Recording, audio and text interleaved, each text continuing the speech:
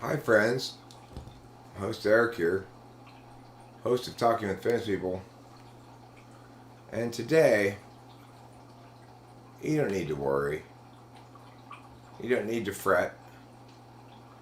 You don't need to shake your head in desperate, languid, and sorrowful resignation.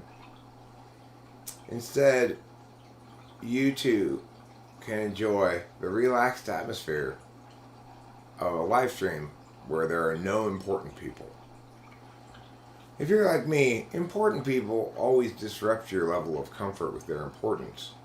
So today, in contrast to last night, I've decided to disallow all of the important people and only allow unimportant people to come. So it should be a lot chiller today than it was yesterday.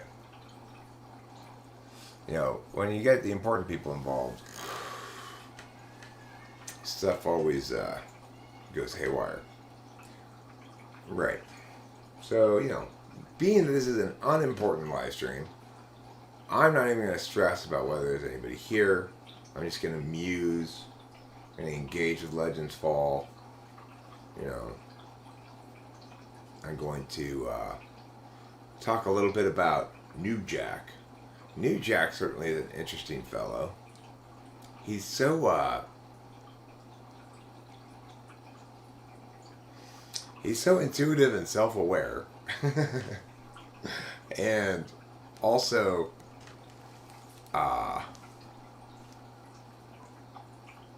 just he can't help scrambling to get in front. Being a fellow ENTP, he put down the most pleasant harumph, I'm out of here comment I've ever read in my life or seen the other day, which was, I'm not, he basically said, I don't feel as actualized as a self or as an ENTP as you, or at least appear to be, and it makes me feel all hatery, so I'm not going to come around here anymore. Which is just like, wow, dude, that's fucking hardcore. That's so impressive. And he also he interestingly, hi there, Margaret Fargret. I mean, Margaret Fargret.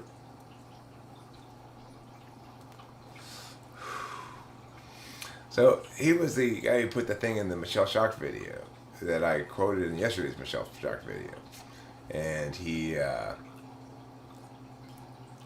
responded to that and like sort of tried to get ahead of the thing by saying, I don't think that you're fooling me with your like schmoozing me by including my comment. I actually wasn't doing any of that, but I totally get what he was saying. I actually just thought, well, rather than me just explain this, I'll just read this guy's comment because it explains it pretty well, It's the truth, kitten pie. It's the truth. Only unimportant people are allowed here. Peter didn't teach you? You're fitting right in then. You are fitting right in. Fatma, you're fitting right in as well. I'm feeling very unimportant at the moment too. And I just think to myself, well, you can't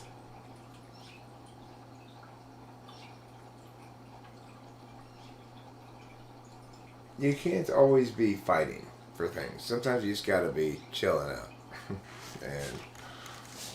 and last night I didn't really want to live stream when I ended up live streaming actually, but it seemed to me that Rachel wanted to, and I was feeling indifferent about it, so I just was like, well, I might as well live stream.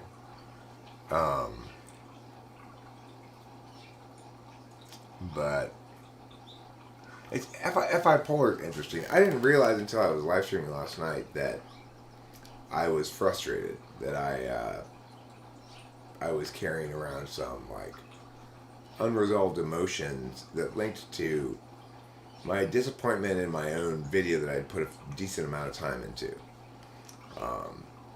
That it didn't come out to really pop like I hoped it would. So, and then of course, when I never really deceive myself about whether or not something is good or bad. I may be wrong initially about my impressions about it, but you're one of the least important people here, Joe. You're among the very least important. Okay, and that's a compliment because that just means that you're cool to chill. All right, important people don't know how to chill out and smoke a bowl. That's one of the problems with being important. I do know how to chill out and smoke a bowl, though.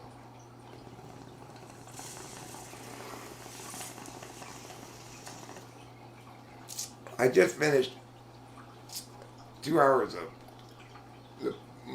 the kind of work that I only do it because I really like this family. Otherwise, I would just say, no, I'm not doing it, which is test prep.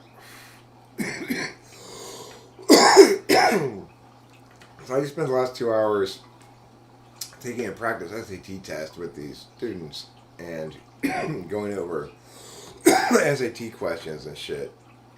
I keep trying to tell the mom, stop making your kids do this. Stop making me do this.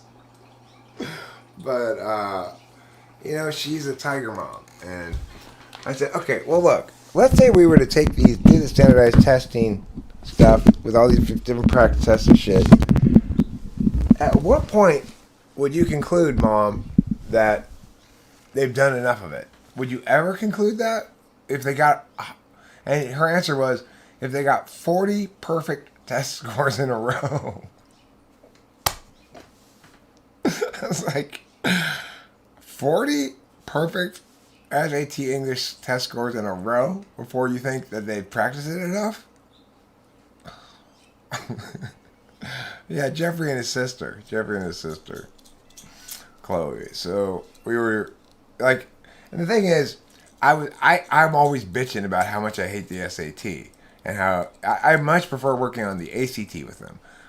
And this morning's SAT test, there was one section of it in which the two passages you were supposed to read were one by Abraham Lincoln and one by Thoreau.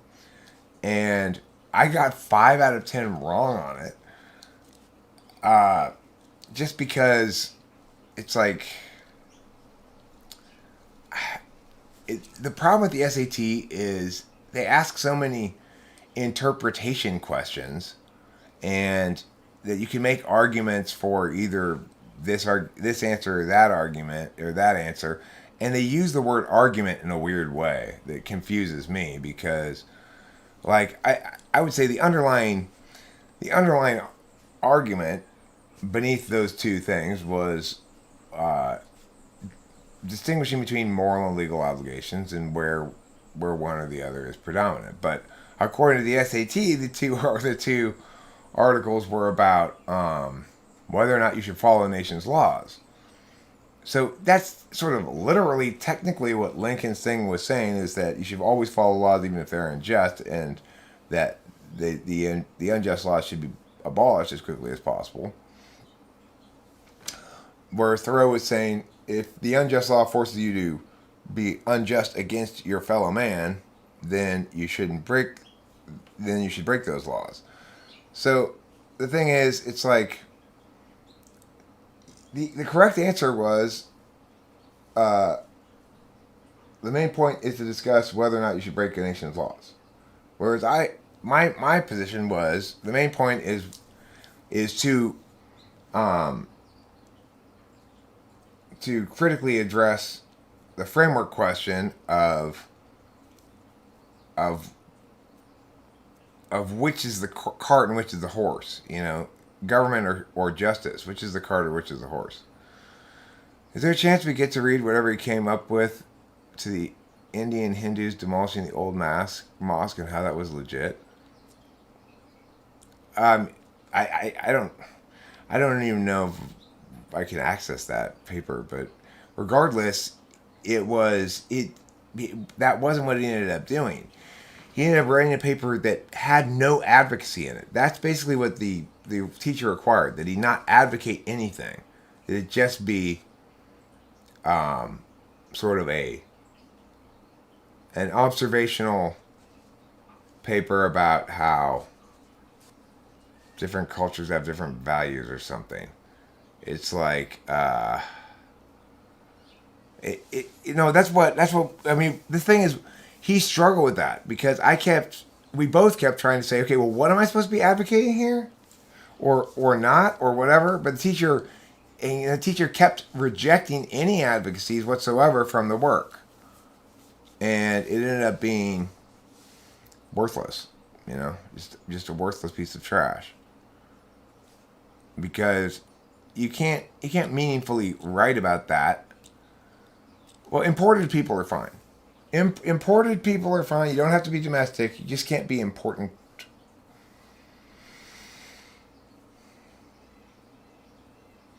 Many tests are biased against kids who just don't give a shit. I suspect that almost all of them are. Well, it's like, okay, so here's an example of another question I got wrong on today's SAT test and why I got it wrong and what's wrong with the SAT test in general. There's a question that says, in the passage, how do you know that, what's the best evidence to support the last answer you gave? The question prior to that was, what's the mechanism by which two-sided solar panels are expected to increase efficiency of solar cells? And the answer was reflection from below. So then in the next thing it said, what's the best? Which line in the essay is the best to support your answer from before? And I remembered from the essay, I thought, it's that line about how they're most effective when they're built on sand because the sand is reflective. So I found that line in the passage, and then I saw, that line is one of the answers. I put that answer down. But the line before was also an answer in the answers, and it also said that reflectiveness was the key mechanism. Both those things indicated that, but the one before the sentence that I remembered and chose said it more clearly, I guess. So, and it did, I guess. But the point is, you shouldn't have available then that answer that I chose, right? Because that's just fucked up.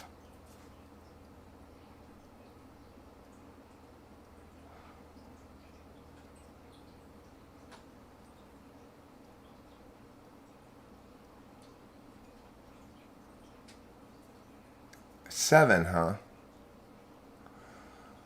I mean, here's the deal, Boba Fett. I work with these kids on test prep on both the ACT and the SAT. And the ACT is written by smart people. And the SAT has some NFPs involved in the making of it. That's what it boils down to. Whenever there's been, of all the ACT practice tests I've taken with Jeffrey and Chloe, I have only on one occasion found an instance where the test was wrong or that I disputed it. So every time I get something wrong on the ACT, I go, I should have gotten that right. Now I see why I got it wrong. Except for one time, in which case the test was actually wrong. There was a mistake or something. It was the kid had two parents, and it was their backyards, and the respective backyards, and the correct possessive apostrophe would be before the S of parent because the parents don't live together. But the test had the answer being the possessive after the S. But so the test was wrong in that case. That was the only one time in all of the times I've taken the ACT that I've disagreed with the test answers. When I get something wrong on the ACT, it's because I'm wrong. If I get something wrong on the ACT, half the time I'm not convinced I'm wrong. And the thing is, if it were just the SAT that we were talking about, if I didn't have the alternate example, you might say, well, you're just being argumentative, Eric. You're just trying to argue why you should get it right. It's not the case. I'm trying to be convinced by the thing. It's ACT is never. I've never disagreed with the ACT except on that one simple possessive issue.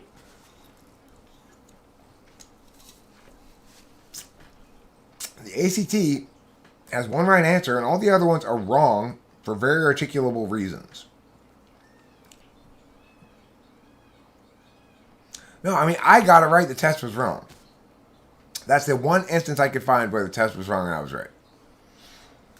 But I can find a lot of them on the practice SAT tests. And I can find a lot of them where it's whether or not that's the definitive right answer is absolutely open to interpretation.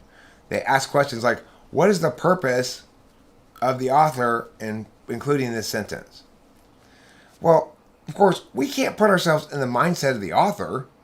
It would be better phrased as, what's the best way to describe the impact upon the reader, right?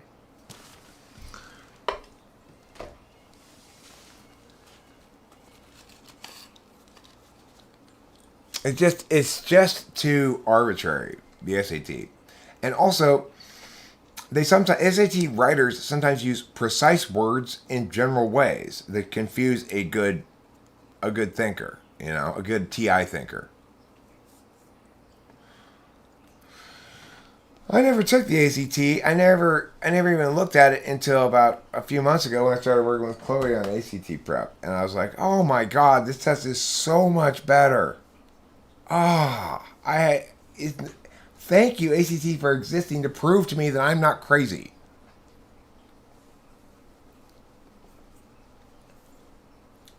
Like, I mean, the thing is, I got on my SAT, I think I got 760 or 770 on English. 800 was perfect.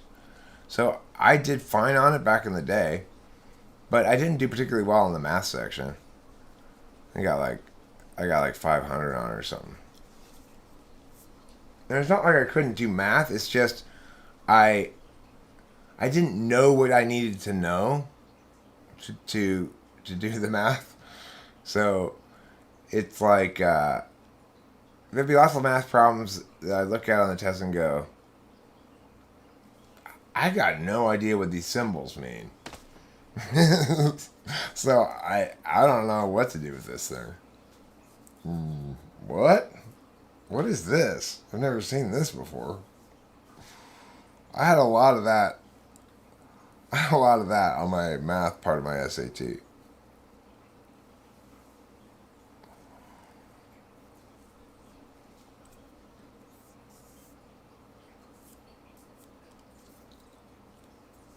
Well, I ended up with 1270 total score, which isn't that great, but is pretty good, I guess.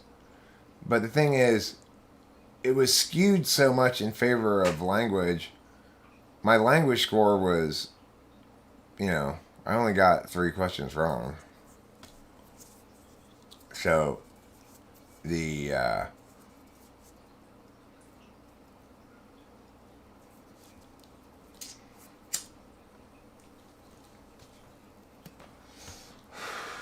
guess colleges will be like, well, I don't know, maybe this is the case. Maybe back in the day it was anyway. Well, he's not going to be studying math, and so even though he only got 1270, we're going to pay more attention to the half of it that matters to what he's going to be studying. Yeah, SAT questions are very poorly written. Not all of them, but a lot of them.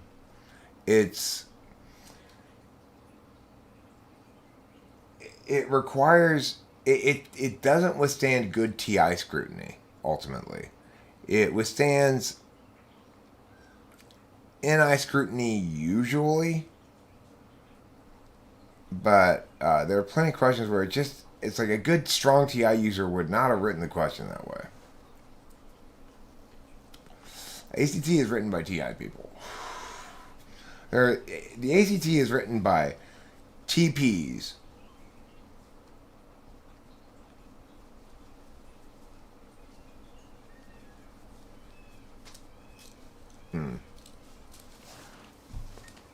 Before they started inflating them.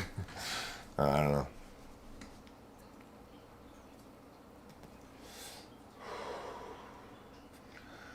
I mean, that's the thing, Boba Fett. His mom's unipolar. She doesn't really have any clear vision for her kids, except that there are, you know, lots of hoops to jump through. So, and that you jump through them in the traditional way that's expected in order to accomplish things. She wants Jeffrey to be able to get into the best college he can get into. She expects him to get straight A's. When he got a B already, he's already gotten one B in high school. Her her her fellow Tiger moms and her social friends or whatever, one of them was just like, oh my god. It's like, you don't even know why you're jumping through these hoops. So why do you take it so seriously when you knock one over? You know? It's like, the only reason I agreed to work with Chloe this summer on writing, which is her mom is just hammering me over and over with all these phone calls. Please, Mr. Strauss, is because of the essay I assigned, which is all about how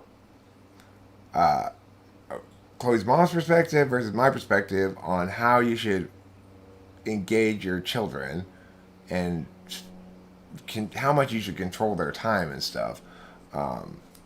And whether or not it's a good idea for Chloe to have to do this during the summer instead of just screwing around all the time.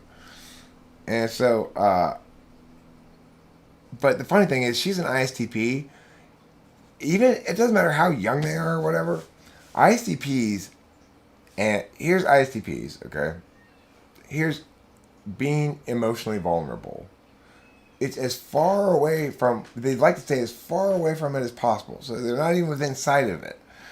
I can't get Chloe to be honest in anything that she does, basically.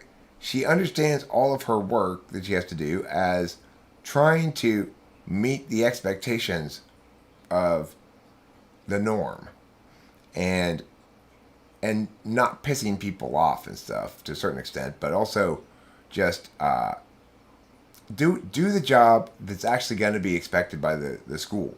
So for her, the school expects her to not be too much of a free thinker, frankly. And so it's going to impact her a lot less than it impacts Jeffrey, but nevertheless, she's perfectly comfortable with that, not being a free thinker and just giving them what they ask for. And I'm saying, well, but we're going to write today, this summer, we're going to write, if I'm going to write with you at all, if we're going to work with you on writing at all, it's going to be an essay about autonomy, whether or not this is a good approach to parenting, and whether or not, who's right, me or your mom, about whether you should be doing this. That's worth doing, you know? Well, Chloe frustrates me a lot because being an ISTP means if she doesn't know what the right answer is, the answer I get is silence. She hates giving the wrong answer. She hates trial and error, you know? She hates it. And I'm like, Chloe, say something. I just asked you a question. Say something.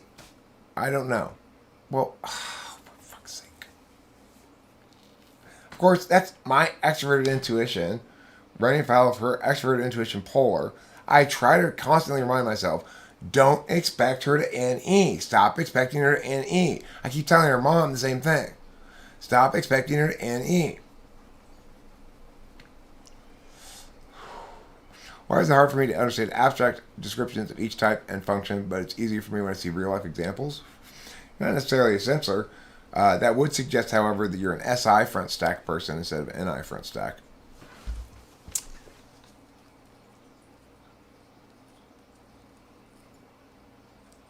You might also be struggling to understand abstract descriptions of functions because most people are doing a terrible job of describing them abstractly.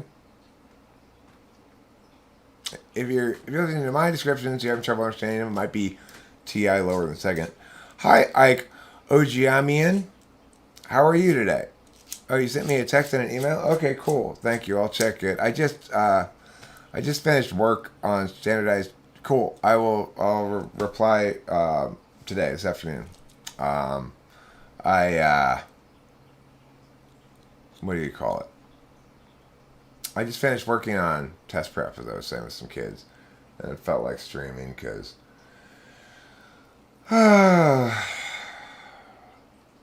like last night while I was sad, I don't normally get down about progress. In other words, I think that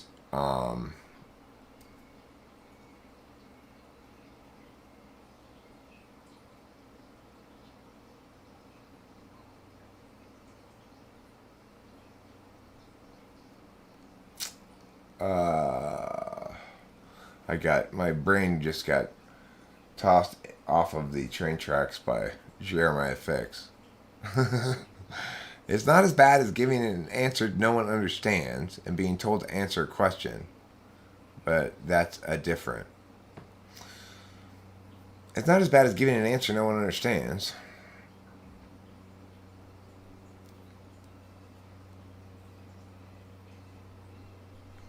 Well,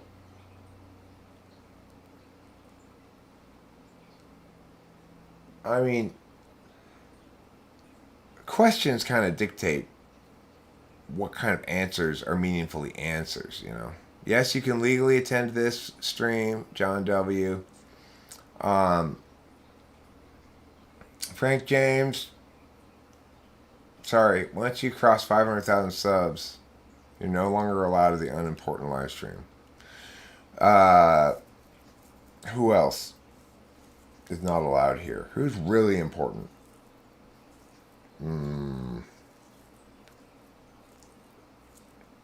Let's see.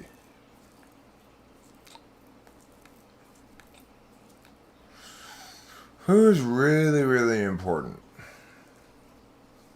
Pierre XO, not allowed here. You're too important. C.S. Joseph?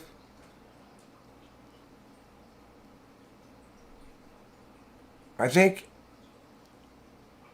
if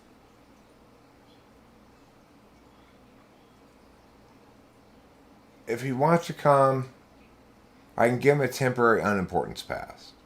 He's Ike Ojiamian, you are so kind to me. I really don't know what to say about it. Thank you. Too important though for this live stream is the point Swift Eagle. That's the key point here. No, we're talking non-self-important, actual importance.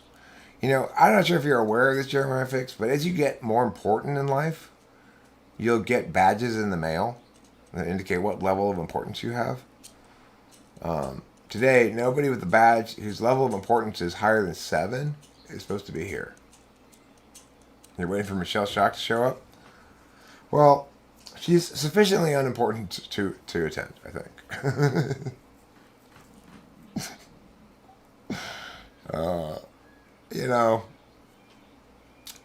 I like the word portent in general, right? Because think about the word important and importance. Important and importance derive from portent or portents. Oh, you must not have made it first level yet, Jeremiah Fix. You're still on level 0, I guess. You haven't gotten your badges yet because you haven't leveled up. I'm level 6. That's why I can still hold this live stream.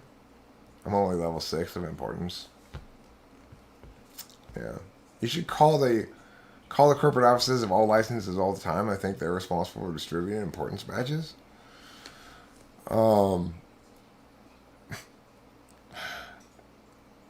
Ag Otik, you are just 2 subs away from being too important for being here. Now, let's all take a step back. We're rushing headlong into this. We need to take a step back and slow down. Take a deep breath. Portent. What is portent? What does that mean? It means something's gonna happen, right? So it's like The dark clouds rolled in portentously means boding action, like something's going to happen soon. Important is therefore significant now because something's going to happen soon, which is not normally how people use the word, right? People don't use it to say, if I say George Clooney is an important person, I don't mean he's significant now because something's going to happen soon. But really, I kind of do mean that things around him, that he makes things happen, right? Or that something involving this person is going to happen, or lots of things happen around this person or something. If we are all the most important person in our own lives, doesn't it automatically disqualify all of us to participate in this stream? Thanks, John W. Wow. Ike, maybe if I start dancing, everyone else will dance too. Worked this time. And look, I got real European euros. That's pretty sweet. That means now when I go to France, I'll have some euros to use. I'm not going to France, but if I were to go to France. Oh, wait, it means I have to go get them exchanged at the bank? No, not really. YouTube does that for me. YouTube exchanges those euros into American dollars for me automatically.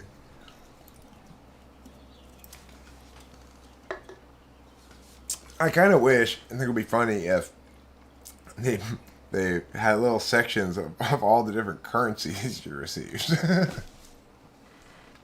You've got 5 Canadian dollars, 10 euros. That'd be kind of cool. I wish the internet would arbitrarily restrict people from making purchases without using the correct currency. That'd be funny, huh? It's like, sorry, I only accept euros, and you need to purchase them at the bank and mail them to me in an envelope. That'd be funny. I call it pretentious, but do not wish to restrict the words of others. Pretentiousness and portentiousness are very different. Pretension is like affecting heirs in order to, it's basically FE, right? A certain flavor of FE. It's crazy how much more the euro is worth than the US dollar. I don't find that crazy. I mean, I don't find that currency strength is a very good indicator of economic strength, because look how many yen you can buy with $1.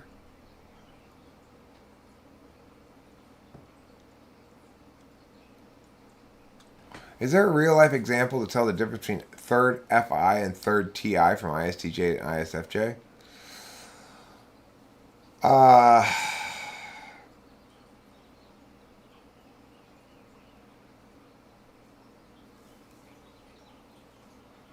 It's a good question. It's hard to narrow it down like that.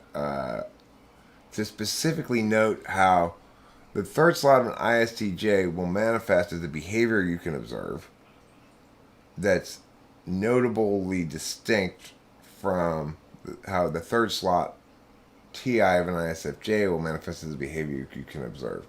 It's quite a challenge you presented me here. Let me think about it a bit. Well, third slot TI in an ISFJ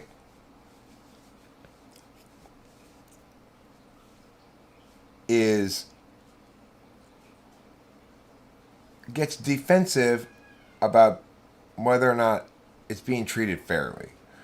So,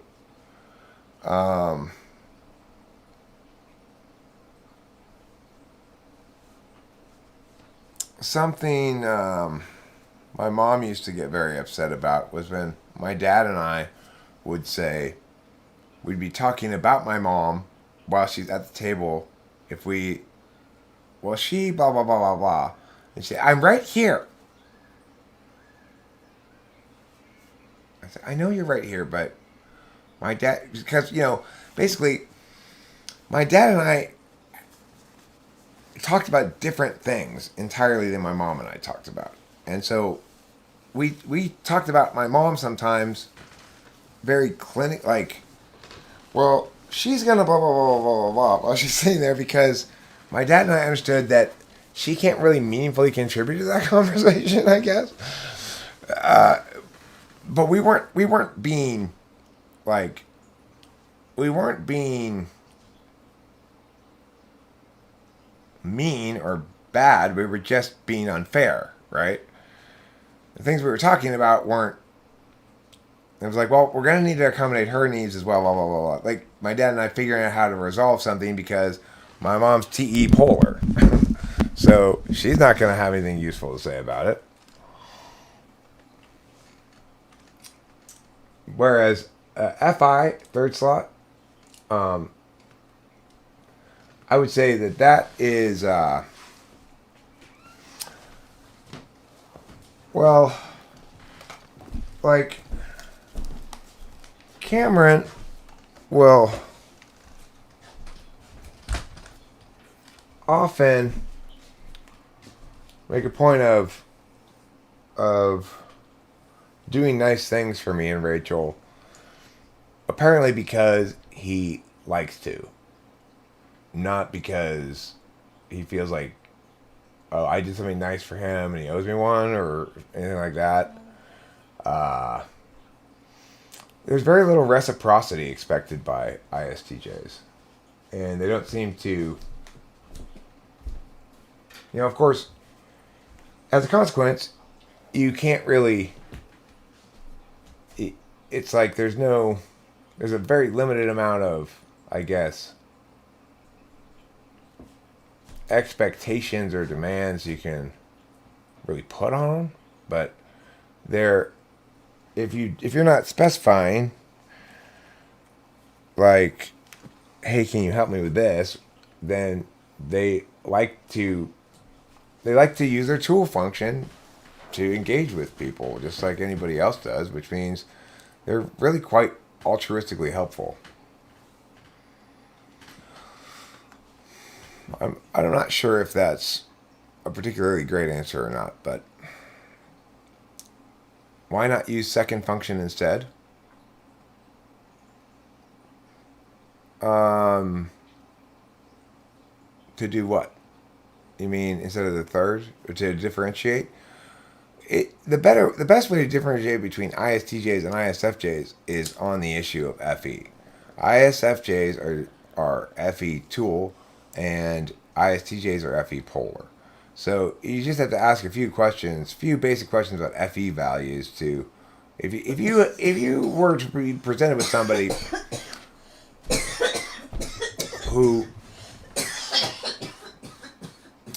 you could say definitively was either one of those two types, then the way to determine them would be to check the FE of both. And you can check that in a variety of ways, but if you ask an ISTJ, what do you think about schmoozing and networking and stuff? They'll typically express a quite strong negative perception of it. And they'll typically think of it as manipulative and or deceptive or wrong, immoral, something like that.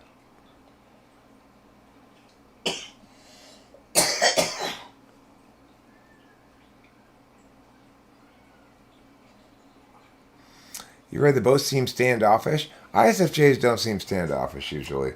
They are... ISFJs are self-sufficient in some sense. What do I mean by that? I mean that they know themselves as a creature who moves through the day, anticipating and attaining those steps that occur through the day that they anticipate they will attain. So, in other words, I've got this at this time and this at this time, and then I'm gonna settle in for a nice lunch. I'm gonna and so they're very complete in themselves in a way that a lot of people aren't. To the extent that they need to comfort themselves, that's their expertise. To the extent that they need to deal with discomfort and or problems, they are experts at self-soothing. So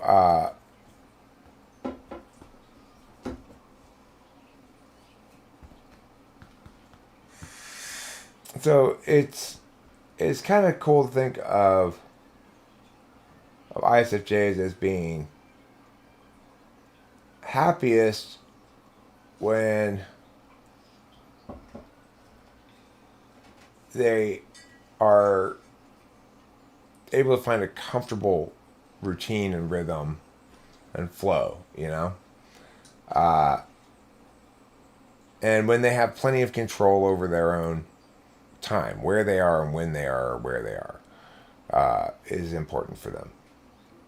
When they go out to, say, go out for see a band or something, they know in advance that they're going to go do that, and they've preserved or managed their energy accordingly. So, unlike me, one of my big problems is if I make plans to go out to do something on Thursday night, I don't know how I'm going to feel Thursday night. But I've become a lot more ISFJ competent in some sense, in that if it is on the schedule, I will make an effort to nap ahead of time. Like, be aware of the fact that I need to be, if I'm going to have fun doing meow, I'm going to need to be energized at that point. So I need to think ahead a bit in terms of scheduling and my own energy levels, hunger levels, stuff like that. Thanks for coffee. Thanks, darling.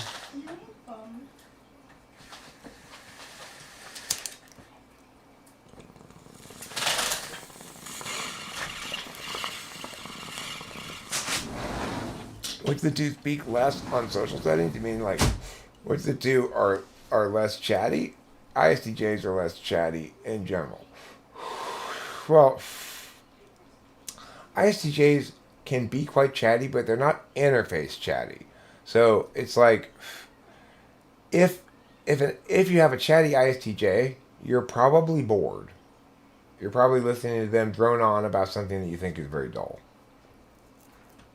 But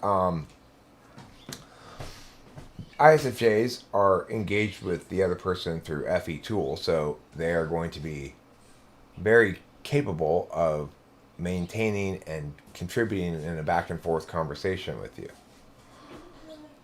I'm really good at ignoring schedules. It's almost like I have to really FI value whatever said goal is to actually stick to a schedule. I haven't stuck to one for longer than 2 weeks yet. I mean, I've always found schedules to be presumptuous about the future, which is different than scheduling specific events. So I have my Google Calendar and I adhere to it quite religiously. I almost never miss something that I've confirmed and put on the calendar. But until I do that, I can't. Other than that, I can't really schedule myself. Like I can't structure myself to behave in the same way all the time, consistently over time for the following time in order to accomplish some long-term goal. It's just, it's like physically impossible. Oh, good, another unimportant person. Iwi. Can you elaborate on the fears that the ESFP has? Wouldn't one be that they have the fear of the unknown for the future? They can't see what's out in front of them at the moment. Okay, so that's an interesting question. I've identified as a or posited, I guess you'd say, as possible that core fears of ENTP and ESTP are respectively losing your past and never and the ESTP's fear being having the past be the best it's ever going to be, like they're never equaling or surpassing the past. So we'll start with that as a starting point. Now let's look at ESFPs and ENFPs. Both the things I said about ESTPs and ENTPs are related to SI and where it is in their stack. ESFPs and ENFPs have SI in the same place. So it might be something similar for them. I'm not sure how much the FI, though, impacts that. The FI would seem to me to make you less likely to engage in a fear of losing the past because the past isn't a stand-in for what's precious for you in the way that it is for an ENTP. So I would suggest that ESFP would probably be some variant on the ESTP fear, and it would be that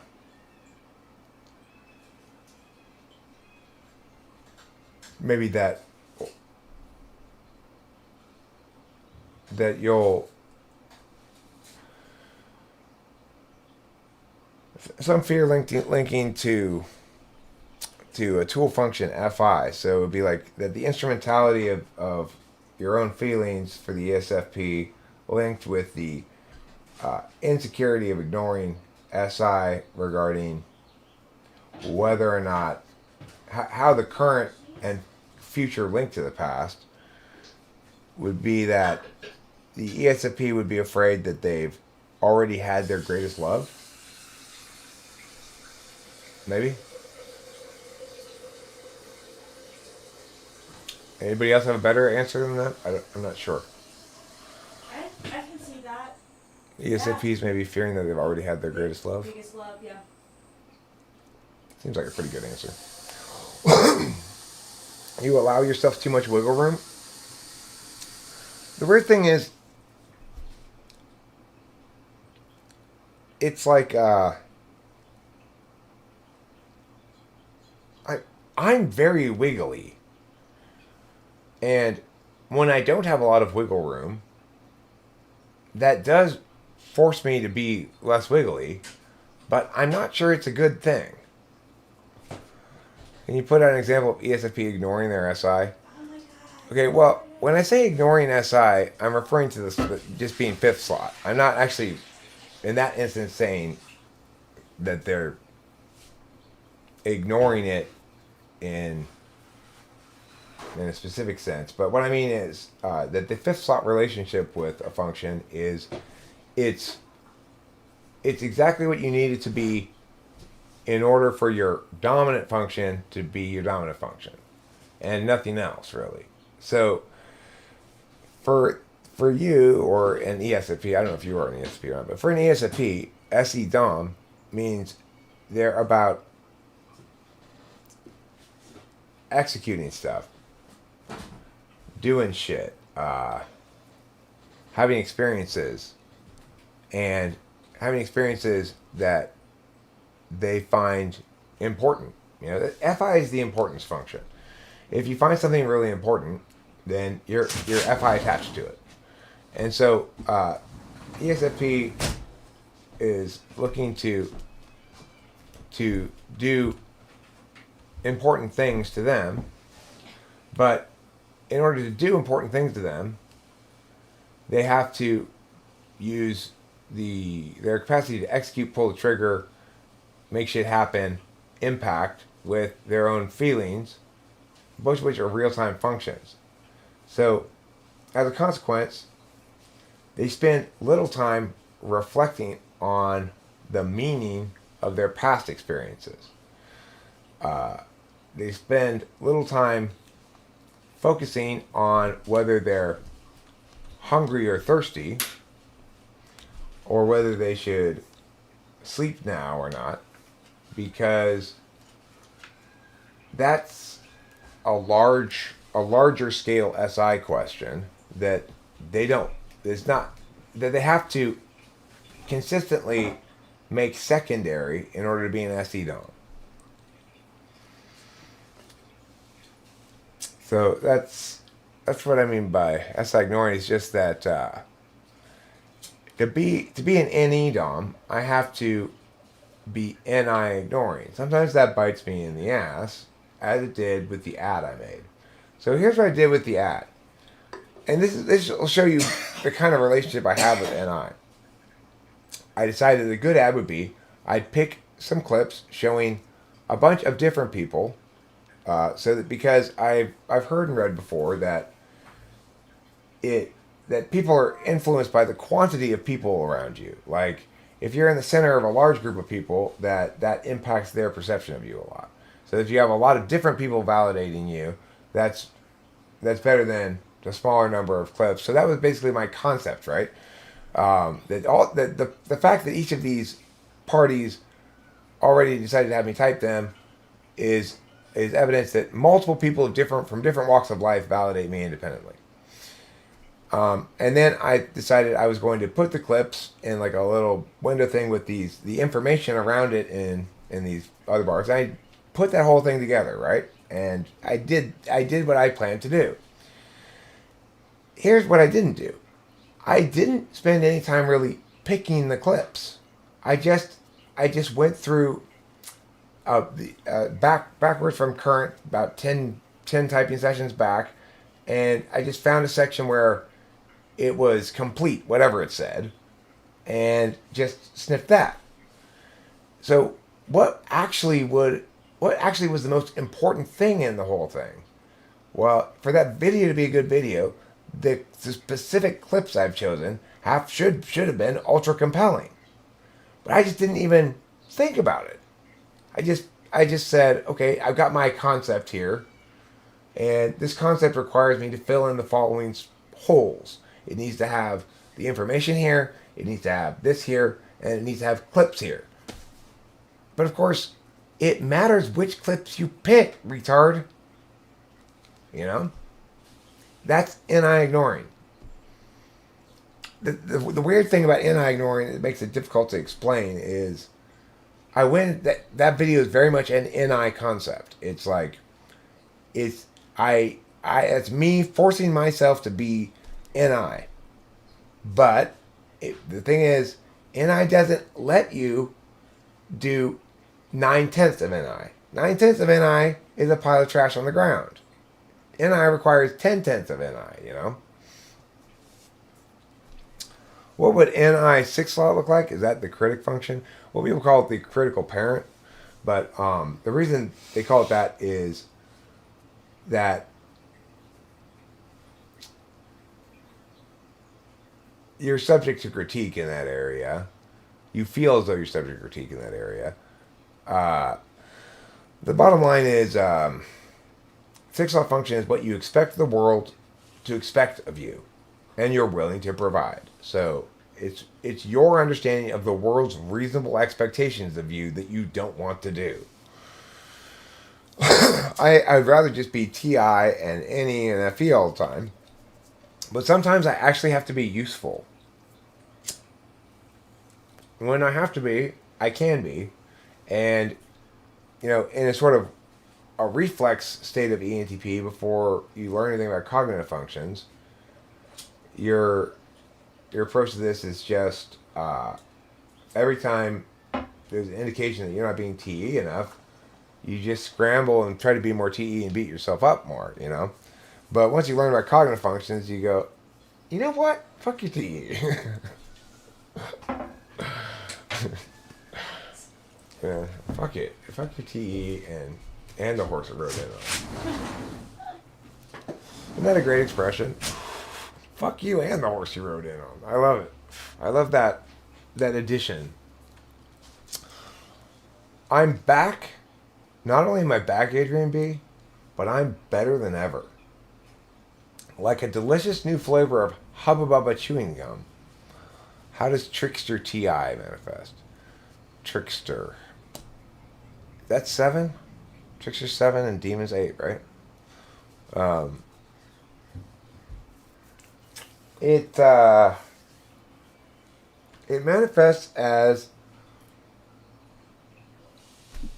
people not wanting to justify things in ways that validate for others, or not thinking that words and the sort of legitimization process generally matters.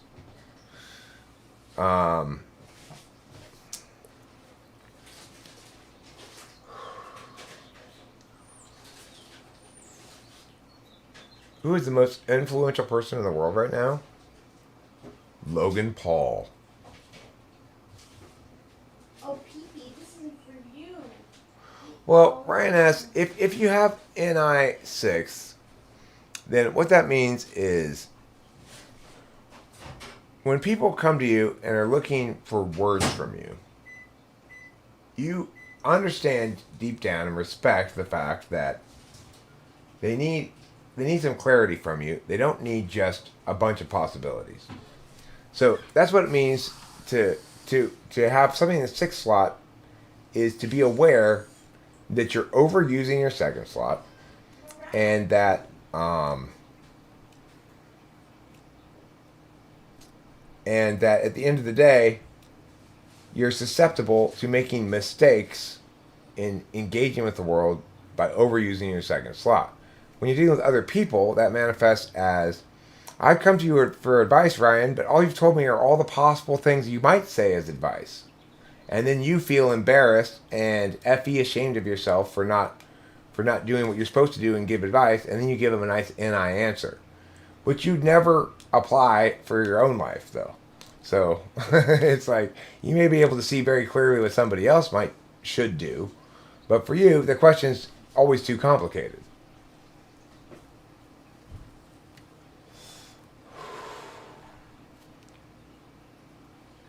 The real drag that people look up to you, it's lose-lose. And I feels like lies. I think that's a fun way to say it, Brian. I like your colorful way of saying it. But I think the best way to say it is that INFPs and INTPs always find NI reductive. It's reducing things to something simpler than they actually are. That's what INFPs and INTPs will typically say or feel about singularity.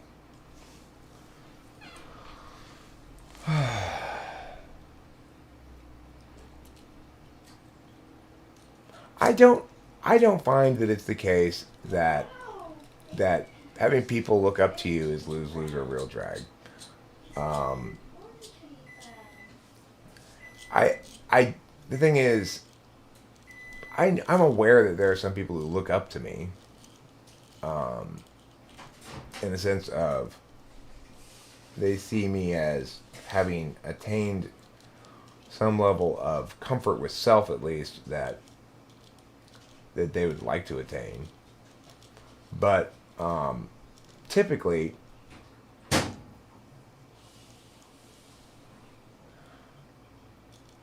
I'd rather have somebody like me than look up to me. But the thing is, I've worked with kids for such a long time that I've gotten somewhat used to the role of role model. I certainly have gotten used to the role of influencer amongst my students. I make a concerted effort to influence them and their thinking and their mindset about the world in all the work I do with kids, which is my number one goal is to teach kids to use their middle fingers properly, and to not, it's like all the other educators, or most of the other educators they're encountering, are reinforcing the notion that none of us have any choice here, and we all just have to jump through these stupid fucking hoops.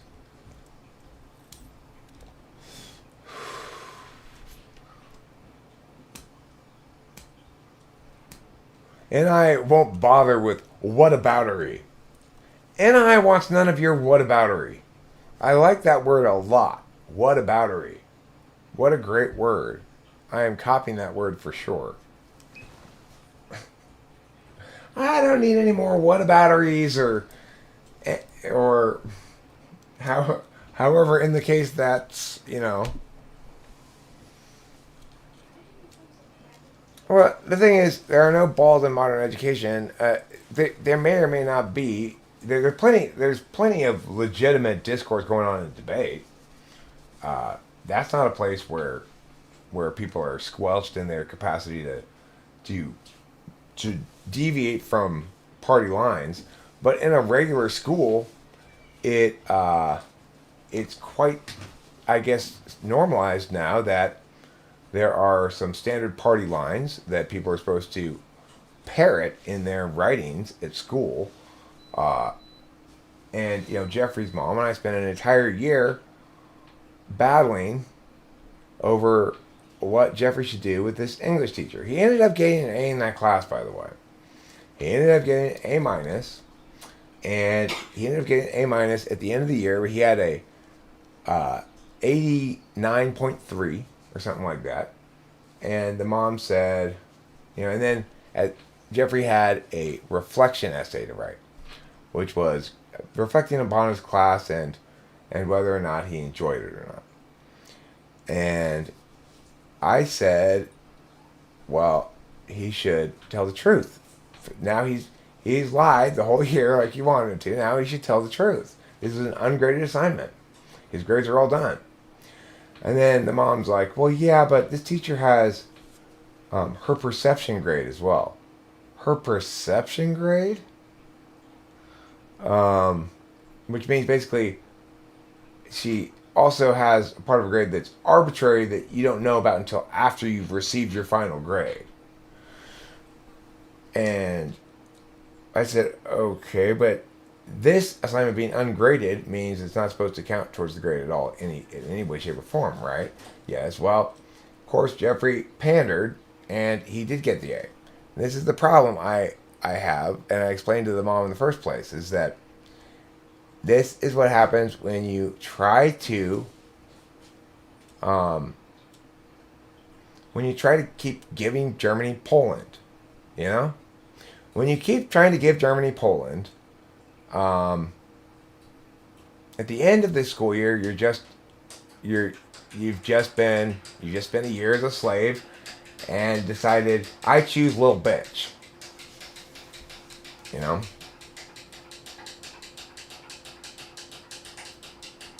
Now I don't deal with kids in bad situations at all. That's the thing here, Lamb. All of my clients are rich. Even when I had a lot of them, they were all rich. I'm a private debate coach. I don't deal with kids in bad situations. I deal with kids in bad situations like school is a bad situation for almost every kid I deal with.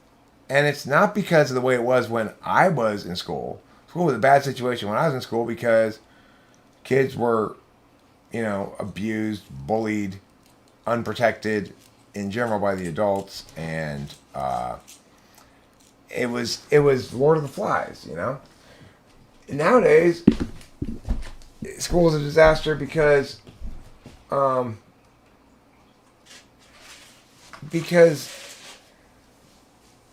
just this whole series of stupid things. Like,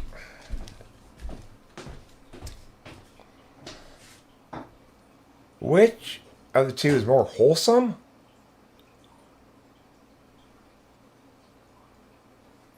I mean, they're both pretty wholesome. I would say they both like food, or care about food a lot, or particular about food a lot. But ISFJs are less picky about the specific kind of food, but equally picky about it being delicious and stuff. So, if you have a series of little weird dietary things, like for such time you only eat steak and asparagus or something, you're probably an ISTJ. If you like food, you like to cook, and you eat lots of different stuff, but it all has to be delicious, you're more likely to be an ISFJ. I didn't hate school so much. I'm too FI polar to say that I did. I didn't understand then how much I hated it. Now I hate it in retrospect so much more than I hated it at the time. I should have hated it so much more when I did, and I'm mad at myself for not hating it more.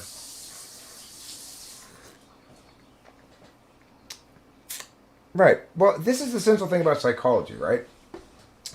And so many of our institutions are predicated on this basic fundamental wrong idea, which is that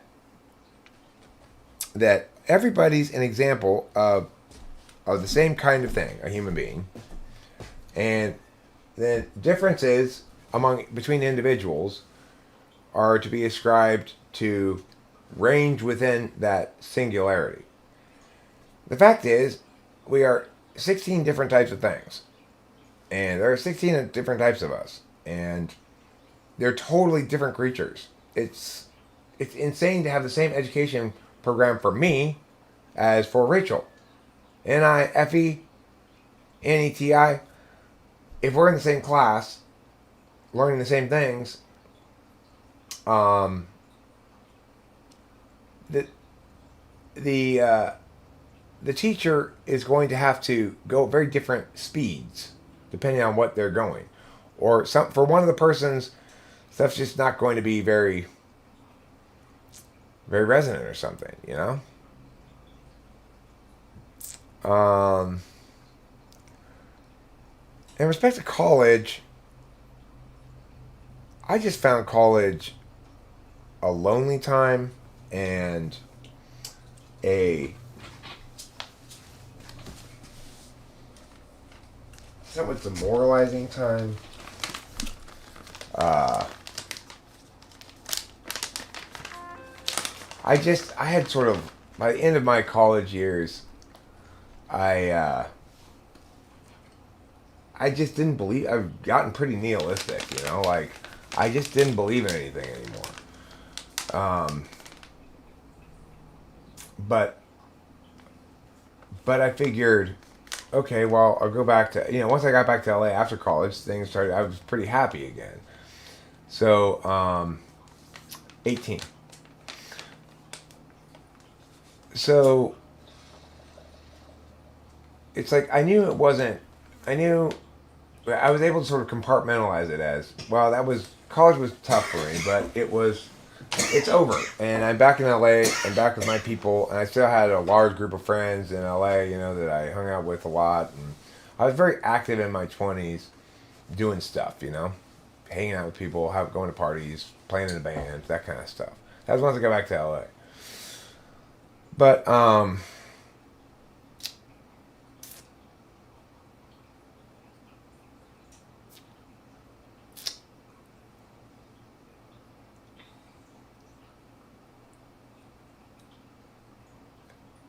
yeah, the thing is, there's no the basic problem with school is there isn't any meta-analysis going on. It's all analysis or execution, where you're either like the only place meta-analysis goes on is debate in school. It's the only place it goes on anymore.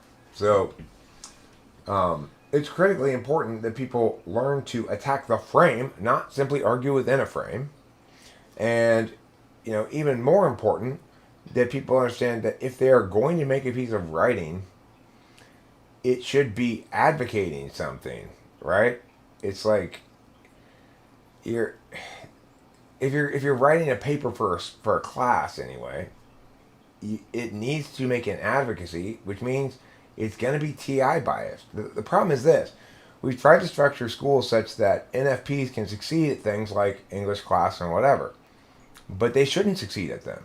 They shouldn't be encouraged to be in positions where they're communicating about public matters because they're not going to justify things adequately. And they're not being, right, critical race theory is dead more or less in debate now. Not entirely, but debate precedes the public's debate on matters by about 10 to 20 years. And about 10 years ago, identity politics were really hot in debate. So everybody was winning rounds with identity politics. However, the beautiful thing about debate is it is a TI run sport. And ultimately, no matter how good the NETI people were in wrapping their critical race theory up in bullshit, it just doesn't withstand any scrutiny.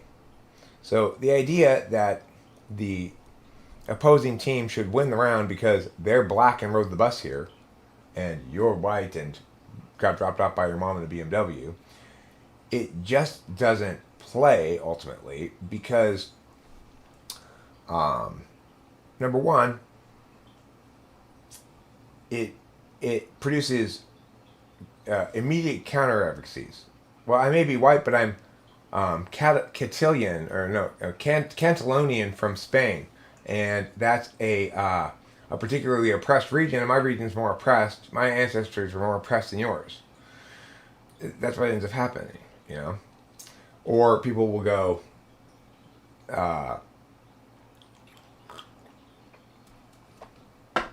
perm do both. We can both affirm the race that racial injustice is the most important impact in the round, while concurrently voting for me, because voting for me doesn't comprise racial injustice; it comprises racial justice, or because the most just result of the round, based on the debating at hand, is the only way to attain real racial justice.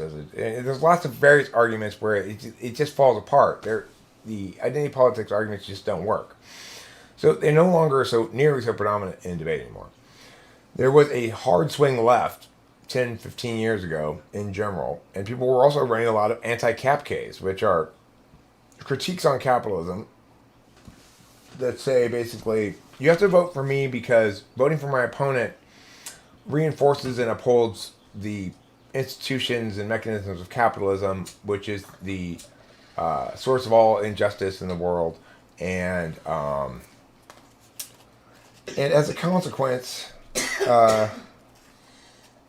you have to vote nay. But what started happening is people started saying, "Oh, so did you make your MacBook out of sticks and stones and dirt, or what? How'd you get that MacBook? Did you make that yourself?" Well, my mom bought it for me.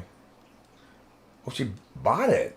So you wouldn't be able to make these arguments without capitalism. Is that what you're saying? And that was the end of the CapK, basically. Because if you wanted to run a CapK, all of a sudden you had to do everything on paper and make it a meta CapK. In other words, you're saying, really, if you're making that CapK where you're coming in doing everything on paper and not bringing a laptop into the round, then you're really saying, I'm trying to establish that my opponent has failed to meet an affirmative burden to run the round without any equipment, and trying to establish that affirmative burden exists, that they should have known about it prior to the round. Then you have to incorporate the wiki and say, because you have to run a concurrent wiki K that says, I've released my my plan text on the wiki. They should have accessed it and known what my plan text was and adopted accordingly, because, again, they're still begging the question about the fundamental premise of their CapK in the first place.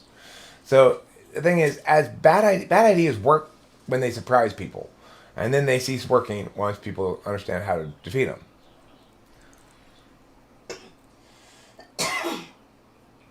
Personally, it's really about the person's attitude that matters. If they are a pretentious fuck, but dress whatever, they're gross. What if they're a pretentious fuck and dress absolutely spectacularly well, though?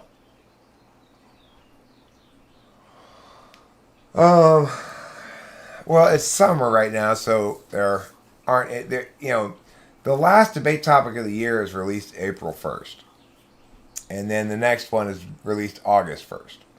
So right now we don't have a topic, but there.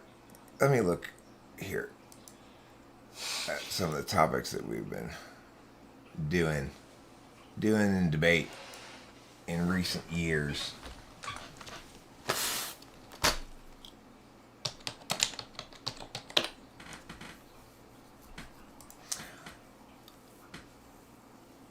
So,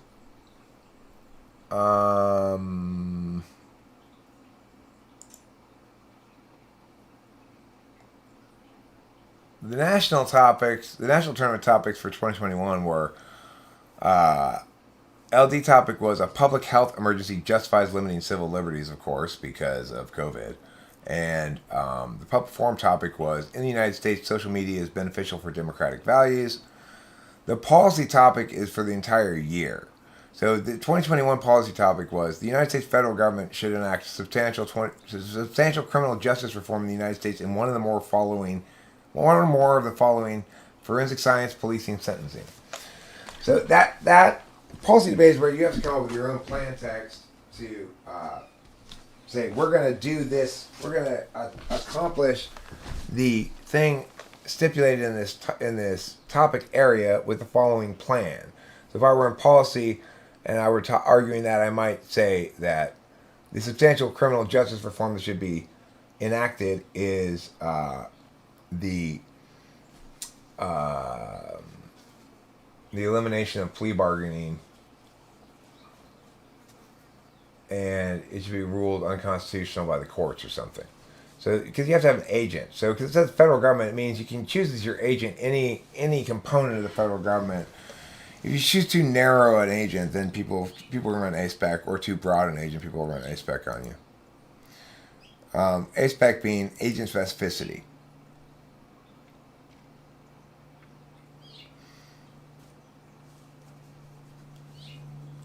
Oh, see, I thought dressed whatever meant they dressed whatever. They weren't looking very nice. You know. So I misread the intonation of your whatever there, Yui. Big believer in barter and trade system replace monetization and umbrella capitalism. Well, remember INFJ, it's important to remember that capitalism is not a system that people implement. It's the absence of force. So, like, when I type Ike, that's capitalism, right? He's paid me. And the difference between capitalism and not capitalism is currently nobody's coming and forcing us to stop. So it is the case that some markets need regulation for a variety of reasons. And it is the case that regardless, people will engage in trade with one another. The thing that makes capitalism different than just barter, right, is that capitalism uses fungible symbol of wealth, called money, rather than requiring people to engage in commodity trades. So it's a much better system of doing things, obviously. People who oppose capitalism, what they really oppose is corporatization, I guess you'd say, which is to say the increasing prioritization of productive work as a job doer in a society for the purpose of consuming more goods. Now, the thing is,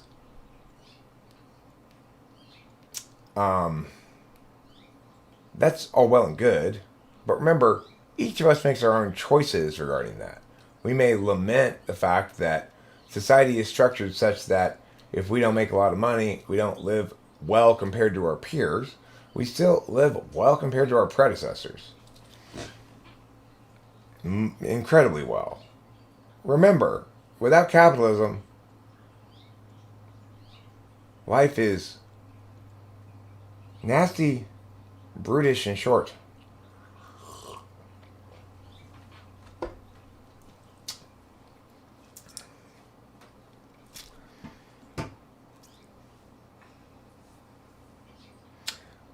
Okay, well, it doesn't discriminate. The thing is, the fact that in order to make something of interest to multiple parties in terms of an enterprise, then one has to find common ground, which is to say, an enterprise needs to be structured such that multiple parties can put in portions of utility and receive recompense equivalent to the portions of utility they put in. Some things aren't structured like that inherently, and that's just how it is.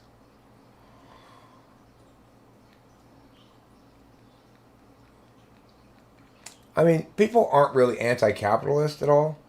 They are in favor of centralized control mechanisms. They there seems to be a disconnect between the fact that uh,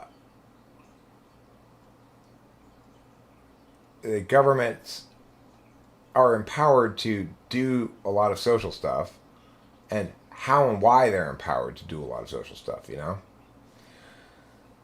It's like if you go uh like why why do we have capitalism? Look at those people over there. They're perfectly happy. They're not having to work. They're receiving money from the government. They're so much better off than those of us who have to be wage slaves. Well, yeah, but the thing is, if you try to make us all into them, then none of us are them because somebody has to. The reason the government's able to do that is because many or most people are being productive.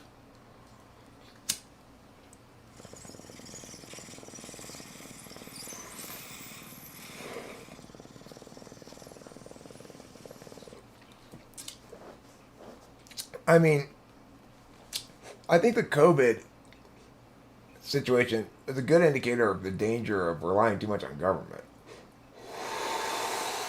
Because the government rendered like more than half the people non-essential. Couldn't go to work, couldn't earn money, couldn't sustain their normal approach towards life.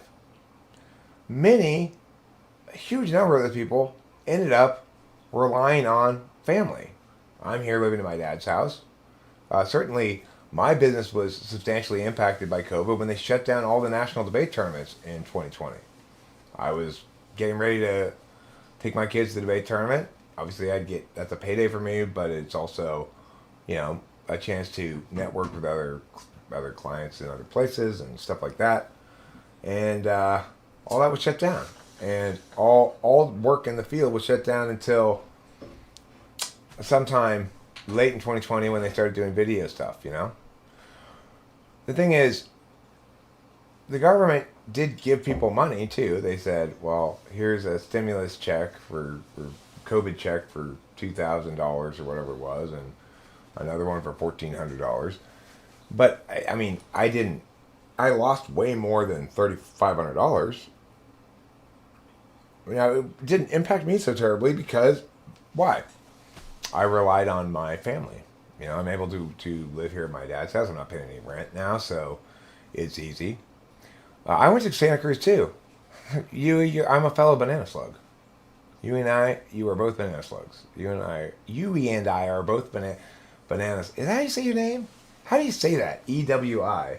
Ewy? Ewy? EY? I think you guessed pretty much all the.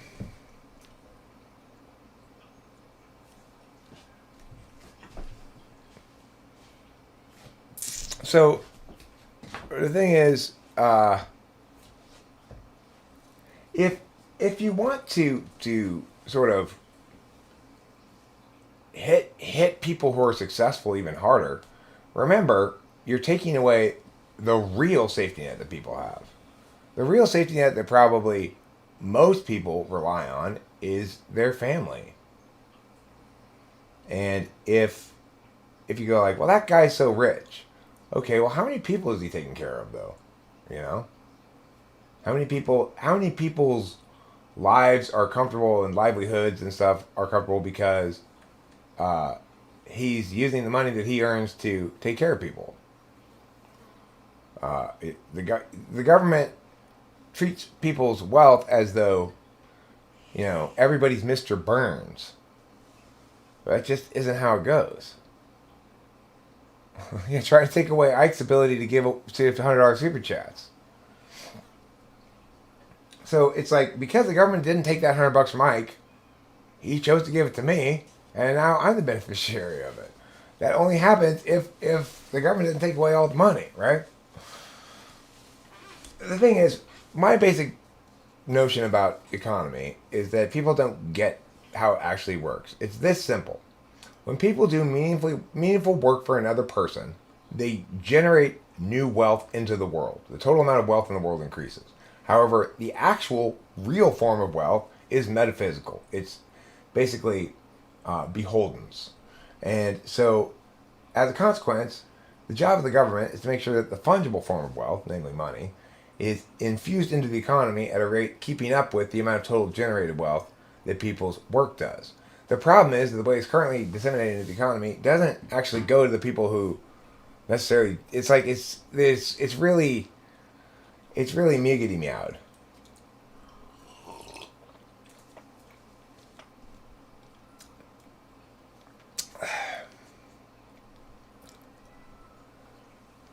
I mean, do I think things will become much more privatized in the future? Things is too broad there. I think that I can't think of things that are currently public responsibilities that are likely to undergo privatization.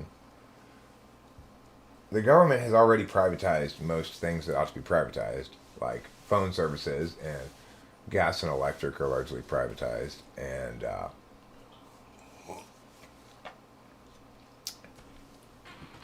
well, this is the thing. INFJ forever. Every time, as we know from history, every time anybody tries to control the rate, they are fighting the currents in vain and causing more problems than they're solving. There's a fact of life, right? That if, let's say I do a certain kind of job, let's say buggy driver, and all of a sudden everybody's getting cars. Well, the demand for me is going to go down. The amount of money I can make being a buggy driver is going to go down. And it had nothing to do with the rates. So you could control the rates and say, no, we have a strong union. No buggy drivers are going to accept less than $20 an hour. Doesn't matter because nobody wants a buggy driver.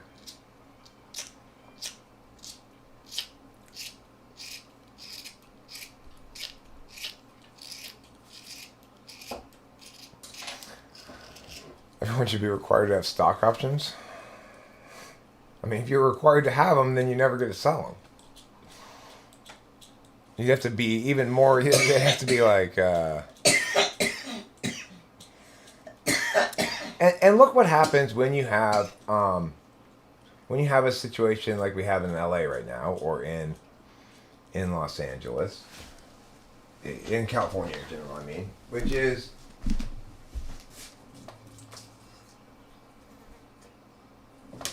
The taxes on marijuana are so high that it supports. There's a well-supported gray market in California of stores that just sell weed, but aren't official. So you don't have to pay so much in taxes. So it's like. Rich and I go to the store to buy this ounce of weed the other day, and it's like 165, I think, before taxes. Well, it's 220 after taxes. So I mean, it's like that's a lot of taxes, and it shows you why it's possible for people to sustain gray market stores. People, when they can avoid paying that many taxes, will choose to do so. And there's also a law in the books, I think, that says that you get to avoid some of those taxes if you're medical. So that kind of belies what I just said, because I don't bother getting medical anyway, even though it's a lot of taxes. We smoke a lot of weed. I definitely should, but I think only some stores accept that now, and it's harder now to find a doctor to prescribe you. Mm-hmm. Property tax is another problem for homeowners, obviously. It's what means that you can't really ever own a home, right? You can't genuinely own a home, which is to say, you don't have to pay anything to live there. I've suggested that the best thing we can do as far as taxing and stuff goes, if we were to have an ideal system, would be to eliminate the federal tax code and implement a fairly sizable federal sales tax. That'd be the best way to do it. Federal sales tax would be progressive. In other words, richer people consume more stuff, so they pay more in taxes.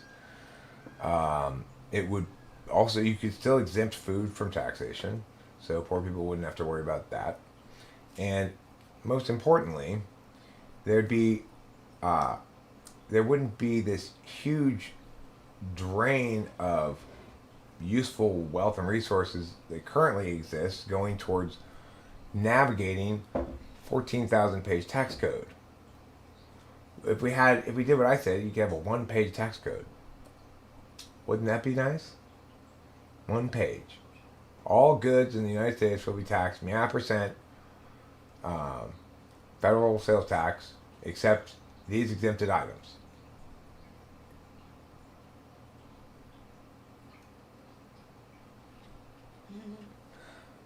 I mean, property tax is the local thing.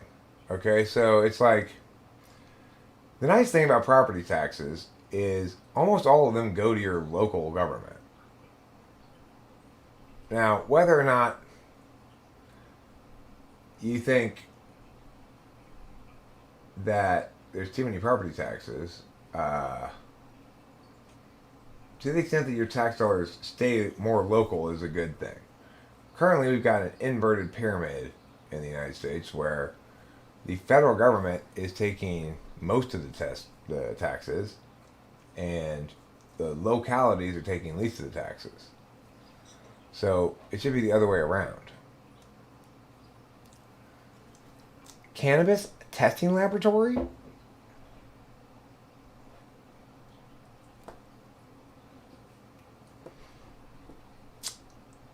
I am my own personal cannabis testing laboratory. Yes. I'm going to test some cannabis right now. Could I get some? Yes, you can, Rachel. Yes, you can. Of the concentrate? Yes, you can. Thank you. It's Baby Zuko's birthday today. Happy Okay, so birthday, Zuko. here's the thing. What is it? Give me an example of somebody of capitalism that you don't like, or that you think is representative of what's wrong with capitalism. We're probably not. You probably don't mean capitalism. What you're saying, by any reasonable definition of the term, you probably mean something. You're probably referring to something that's exploitative and not cool and not representative of good and honest business practices. You know.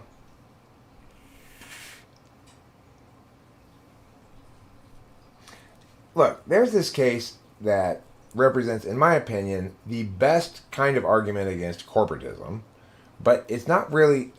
This sort of shit doesn't happen anymore. But it was a case in the 70s where I believe it was the Nestle Corporation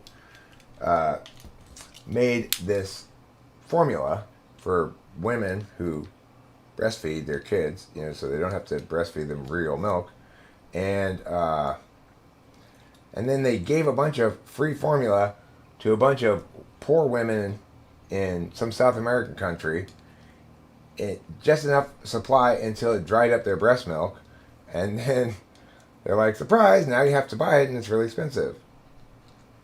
That's fucking evil. That's completely fucking evil, I don't know what else to say about it. Is that an acceptable business practice? No. Fuck no. Of course not. But that's not representative of how people normally do business. And I think people who hate capitalism think that's what all corporations are. It's like Nestle Corporation, basically getting mothers addicted to formula, new mothers addicted to formula, so that they had to pay for something that they would otherwise be able to do for free, even though they couldn't afford it. That's just straight up evil, right? So yeah, that's bad, but that's not representative of how people normally do business with one another. Almost every business interaction that almost everybody has with almost every other person that they do business with is positive.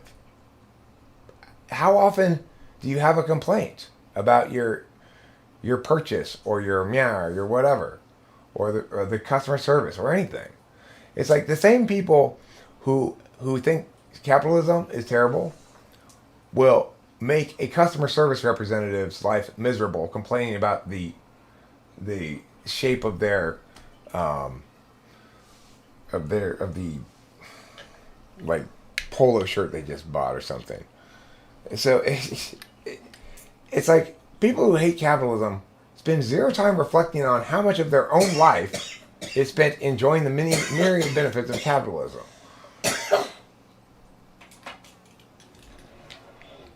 It's like, yeah, I just picture some like ENFP going, how ranting about capitalism, and then going, so anyway, I had the most unpleasant experience this afternoon trying to deal with a problem with my package from JCPenney. And I talked to this lady. She said her name's Marianne. And I was like, Marianne, I ordered this 3 days ago. I cannot believe it's at my house, not at my house yet. Can you just totally picture an ENFP doing that? Beginning with this rant about capitalism and then proceeding to tell a story about the awful experience they had returning something to JCPenney? AOC, I don't know if she's an ESFP or not. I haven't really heard her talk enough to know. But her total lack of nuance in her thinking, it definitely suggests TI polar, regardless ENFP, ESFP, I don't know. But the guys, like, how can somebody be so headstrong and so wrong at the same time? Once I'm dead, I don't care.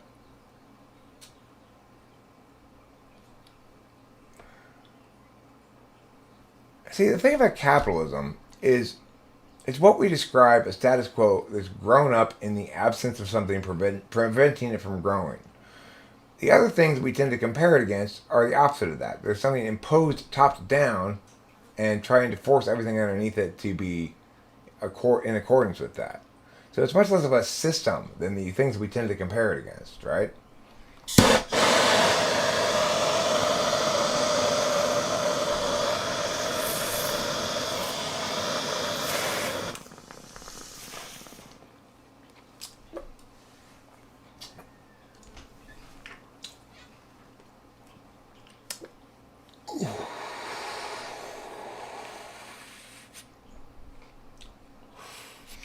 There was a rapper named Native Peoples.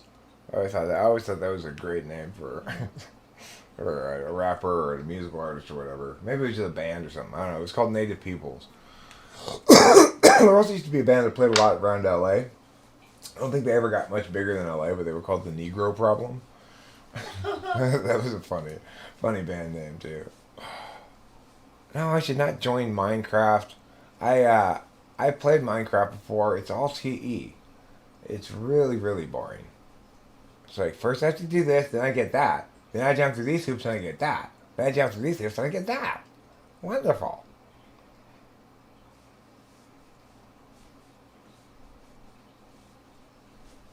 Dilated Peoples? There's a program called Dilated Peoples? That's a good name too. Yeah. As I was telling Rachel in the car yesterday, when I was in China, there was one school I worked at. I worked at several different schools, but one school I worked at, which was in Shanghai proper, but was not the boarding school. But anyway, I worked at one boarding school, but the one that this girl was at was actually not the boarding school. It was in Shanghai proper, and there's this class where I had all these Chinese kids who had been instructed by the Chinese administration or whatever. They understood it to be the case that whenever they were dealing with a Western teacher, they were supposed to use their American name or their English name. And from what I could tell, they got to choose their own English name. Most of them chose things like Steve or John or Kevin or things like that, you know. And went to this one class. I was reading the roll, this group of middle schoolers that I had, and one of the names on the roll is, Steve, Julie, Mary, Thunder, and this little girl stands up, and I'm like, "You're Thunder? That's fantastic. Nice to meet you." I mean, it's like, I don't know, all those kids, it's like, that's the one who obviously I'm going to remember. I'm going to remember the one who chose to name herself Thunder, which is a great name for a girl. If I had another girl, I might want to name her Thunder. Because you totally don't expect that to be a girl, right? But at the same time, it's not explicitly a boy's name. It's just,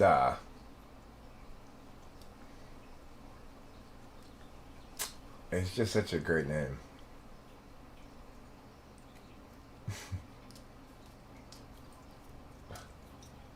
Yeah, you get used to saying it in class too. It's just like, okay, Thunder, listen, you're not doing this right. But really, you really set yourself up to be a superhero kind of character when you name yourself Thunder. Uh, you're not aiming low when you choose to name yourself Thunder. Why did I not pursue the white collar life? I did, whatever that is. I mean, um, I was the director of a a school called Kudos College of Youth Leadership, which was one of the biggest, most successful middle school debate programs in the country. We competed at national level year after year and won all kinds of stuff. I raised a family. I had a wife and a kid in the house that I lived in for 20 years, and took my kid to school, picked her from school, went home to the wife, watched TV, drank beers. Next day, back to work, 60-hour work weeks, and then eventually my kid grew up, you know. And then before you know it, your kid's 18 years old, and she's no longer at the house. And shortly before she went off to college, not that long before then, the wife decided that it was time to go. Uh, was it time to go? And she concluded it was, and I think she was right, because it had always been a marriage of about raising a child together. It had always been about that. So, and it turned out that she was infertile, and that she definitely wanted the opportunity to raise a kid, and so it worked out well. But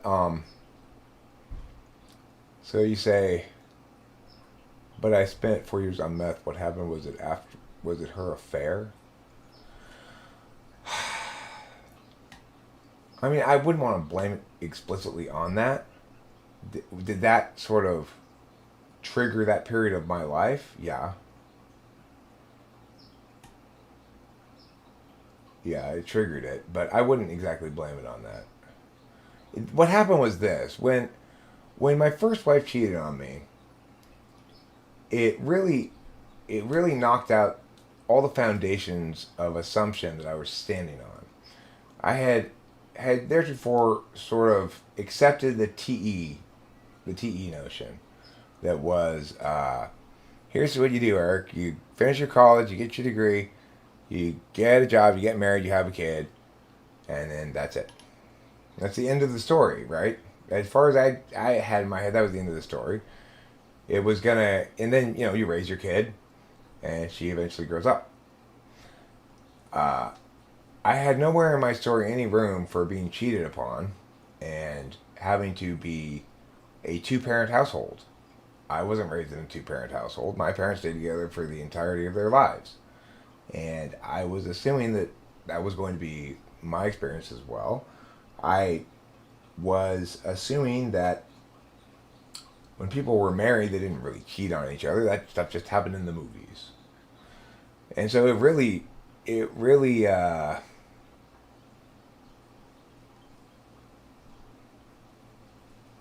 shook my foundations, and I, I sort of rejected the normal mores, embraced an alternative perspective. It was also too far of a pendulum swing. However, RDL, I find your second comment here extraordinarily presumptuous. Bros should find avenues back into the education community. You worked hard and deserve that. I do what I do now because I choose to do what I do now. I've experienced all of that. I've gotten all the accolades. I was one of the 5-judge panel of finals at one of the nationals tournaments. My kids have won national championships. I've won school of excellence awards for the school.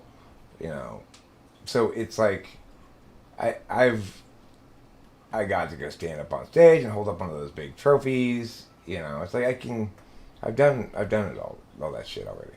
And the fact is, it doesn't keep you happy very long.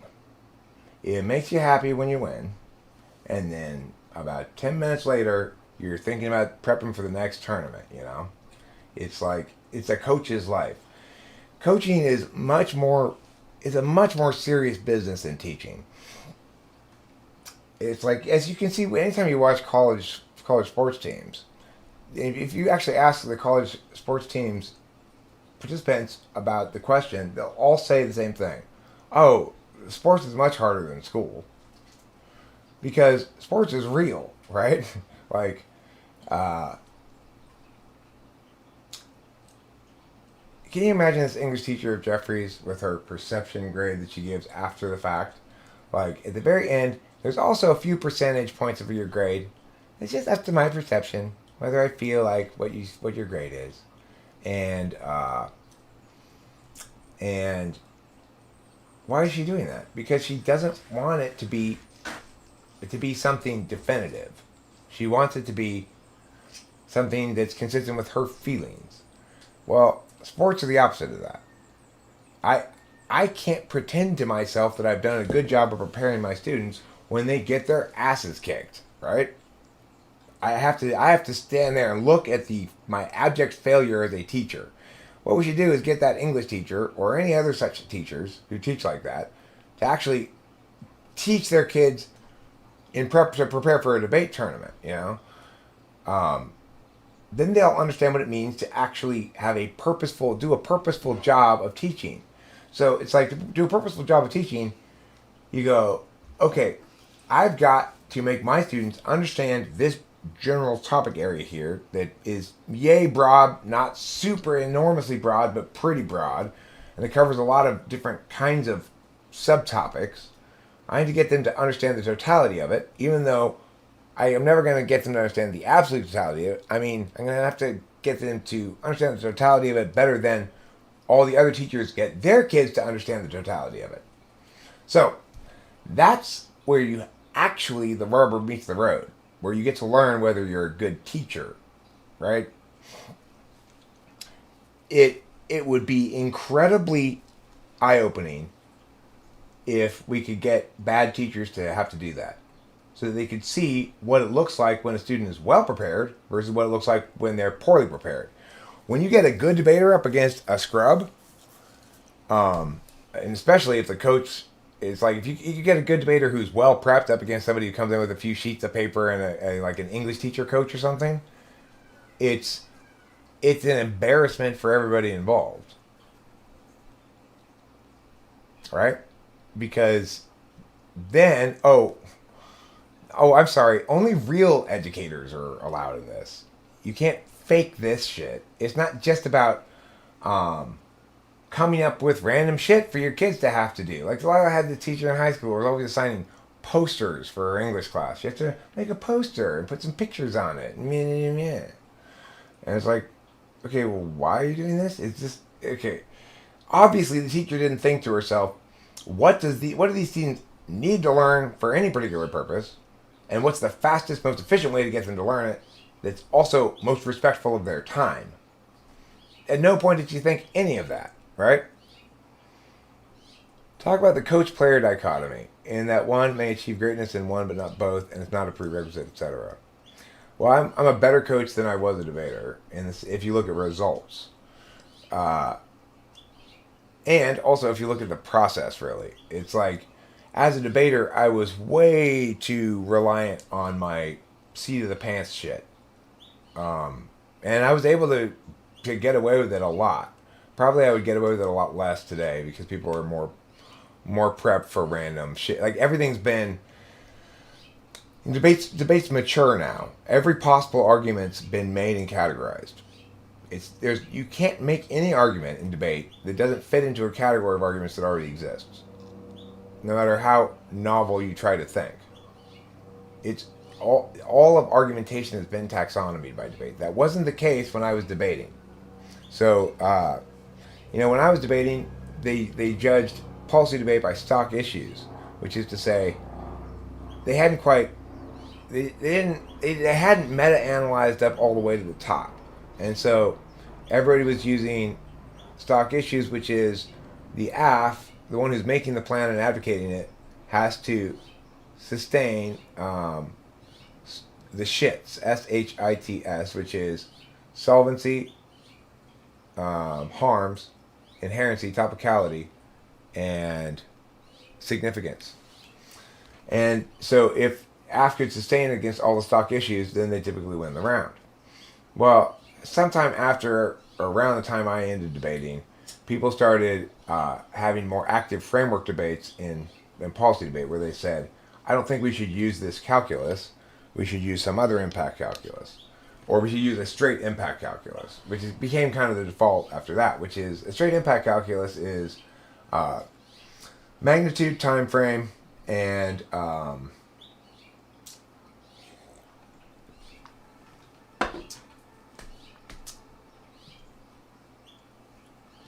probability. Probability, magnitude, and time frame. How likely is something to happen? How large are the impacts and that are described, and how distant are they? Now, how distant and how likely have something to do with one another. Bye, Ryan. See you later. And in the process, you get benefits, retirement plan, 80, 100,000, 20. You care too much. Yeah, I mean those things are good. I'm lucky.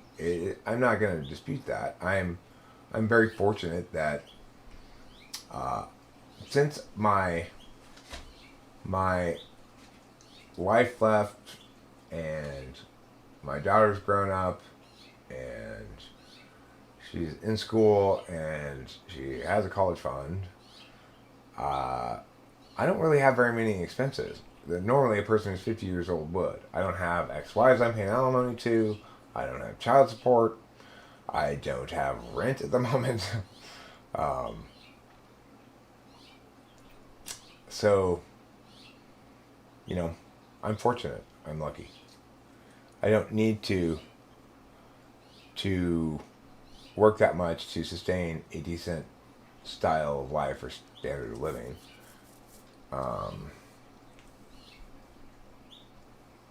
But there was plenty of time when I did. I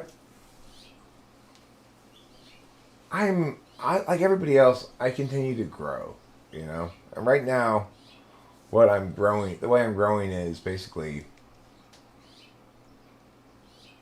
reconciling who I am with how I am, with what I do, with how I feel.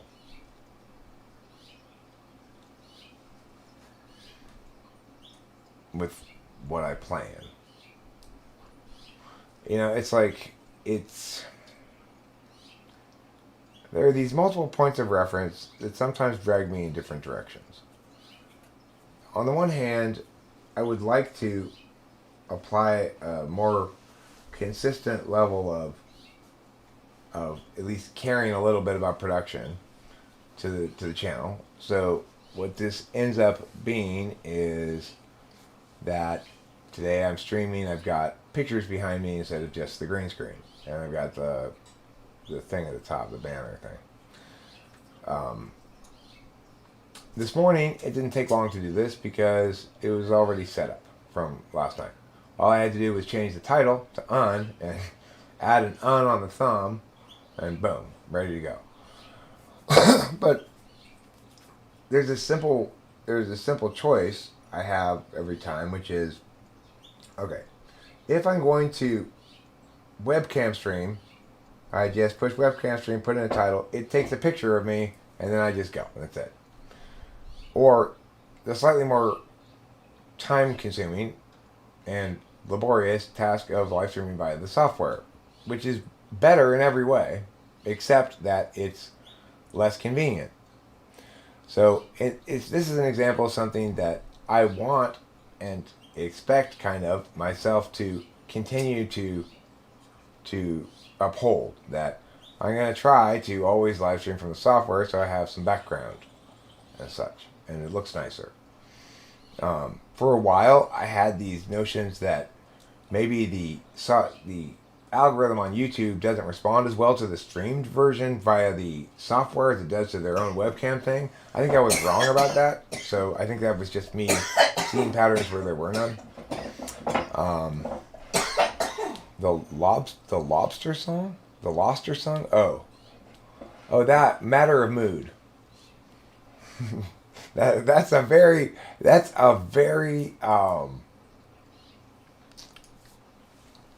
a very confusing clue for a second there. Yeah, man, it's called Matter of Mood. Hi, Rev Ride Reason. Do you like to rev engines, ride women, and reason with philosophers? Or do you like to rev philosophers, ride motorcycles, and reason with women?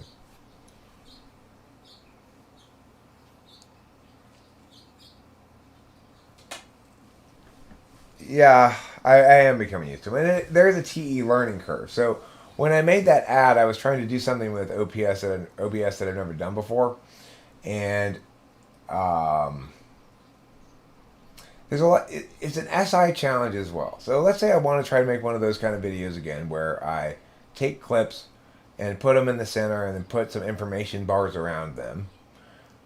One thing I'm going to have to remember next time is that if I'm going to put them as, the reason I put them as specific individual clips rather than just threading them all together into one clip is because I wanted to crop each of them independently. So what had occurred to me after I was done is that cropping, first of all, once I had segmented them out into each individual clips, I needed to do trim on each of them after doing the split, because the reason the app has trim and split is because split's not precise enough, and so I need to trim the ends or the beginnings depending, and I skipped that step basically, thinking I was just gonna be able to do a split. The second thing I would say is after I have them all segmented out, I can crop each of them in the Windows Movie Maker app, and then I can thread them together, and then I won't have that problem where I'm having to go and shift windows all the time. It's like there's a lot of different possible ways to address a given situation or make something that you want to happen, and trying to understand which is the least laborious, most efficient, and best looking way is a learning curve for me. And I am learning, but I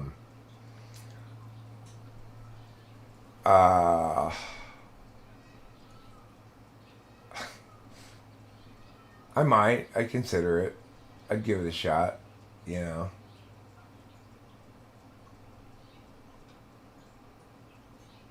it's called Matter of Mood, Boba Fett.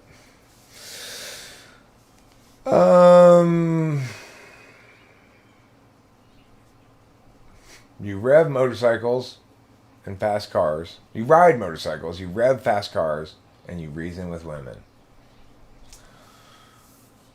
The thing is, so next time I do it, I'll probably do it a different way. And every time I continue integrating these, because I'm really integrating two different apps with each other. Probably not. No, that's probably Edmund and Connie. Probably. I'm not sure.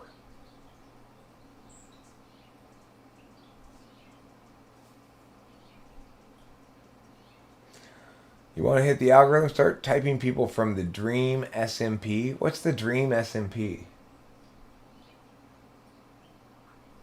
I don't know what that is. I'll have to look it up, I guess. Why don't you look it up on the internet, Eric? Why don't you Google it, as they say? Google it? Are you sure that's allowed?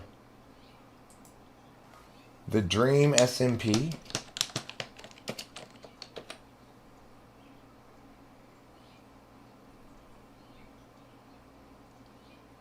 What is it? Is it a show or something?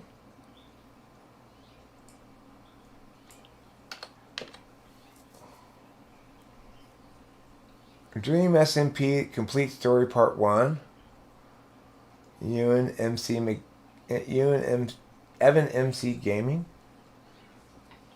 Is this popular right now or something? Is it as popular as popularity itself? But when you're having the spectacle poo. Is it popular for me? Is it popular for he? Is it popular for she and you? Let's see, 7,444,000 views in about 6 months. That's pretty good. Okay, I'm going to end this stream now, and I'm going to check my phone, which has been dinging at me all morning, and I'm going to respond to Ike, and I'm going to eat some of these chicken tenders that Rachel made using the microwave oven. And what else am I going to do? I don't know. Time will tell. Oh, I've got typing this evening. And also, I'm supposed to eat dinner this evening with my dad. I said yes to that. And then I also have a typing this evening. Let me check my calendar. I think I told my dad 6:30, and my typing. Oh, my typing's not till 10 o'clock at night. That's fine. That's fine. That's plenty of time.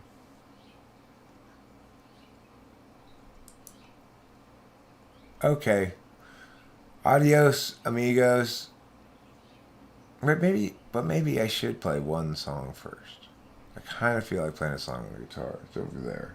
I think I will play a song first.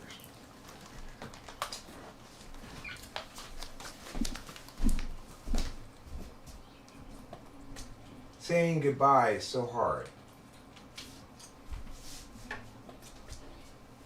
I think that's what they said in that movie that one time that showed those things about that stuff. Remember? Yeah, I do. Remember when we weren't remembering what we were remembering that time? All the time.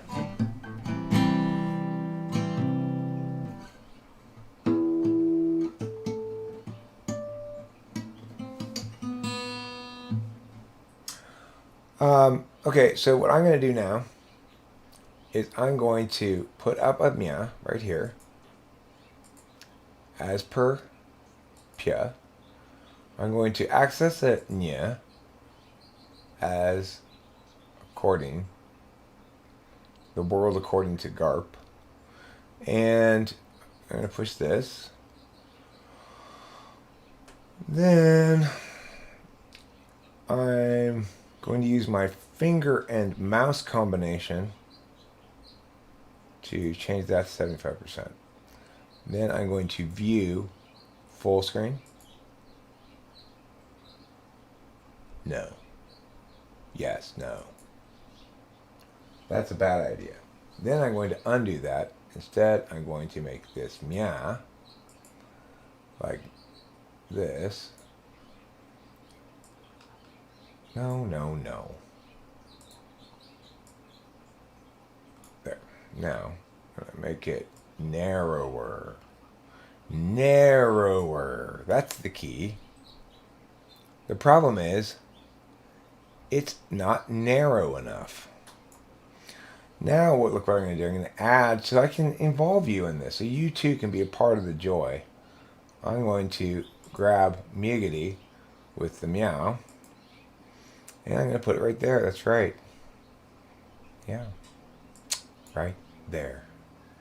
Just like that. Okay. Now, I'm going to make it a little bit bigger so that we can all enjoy seeing it with our eyes. Won't that be nice? Let me scroll down. We're going to go all the way down to the bottom. Then we're going to go up. I'm going to play Pucker Tart Lemon Squeeze. I'm going to play International Delight. These are the new additions to this. I'm going to play Sad For You. And then we'll call it a day. So here we go with the Pucker Tart Lemon Squeeze. Wait a second. There. Like this.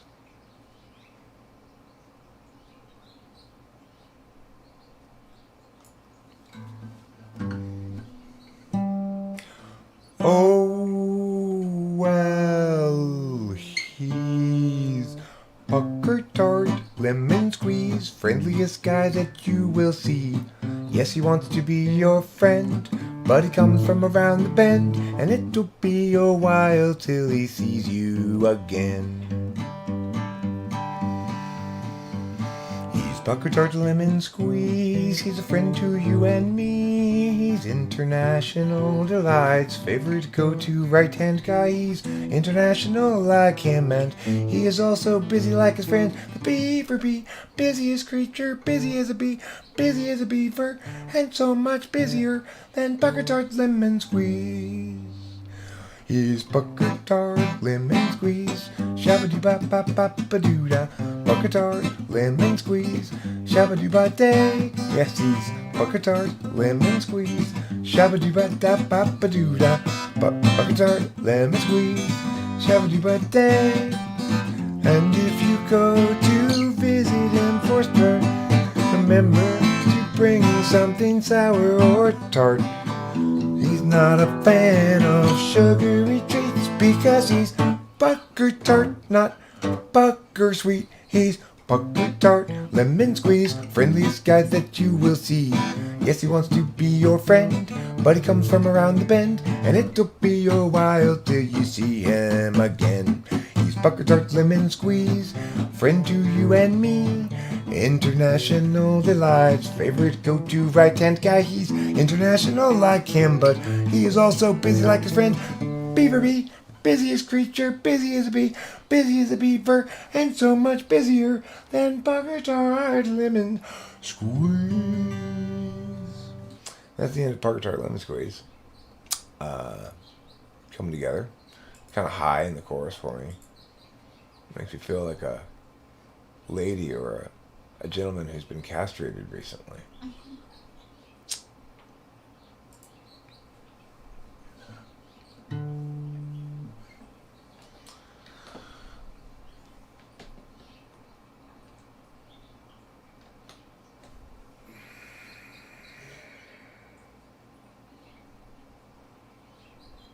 Okay, here we go.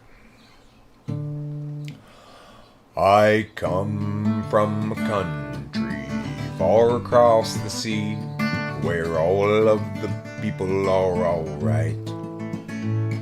That's why all the people are always calling me the International Delight.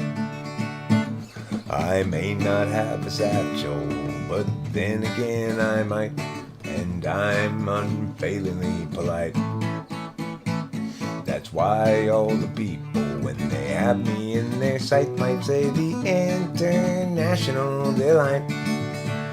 With his friend Pucker Tart Lemon Squeeze and his friend to the Beaver Bee, Whimsy Muriel brings her contingent too.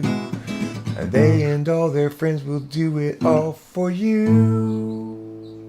I'm rarely rational, no reason for fright, though I am often in flight.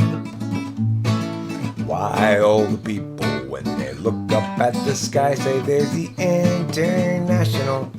Ray have a satchel, though he's rarely irrational. The International Delight.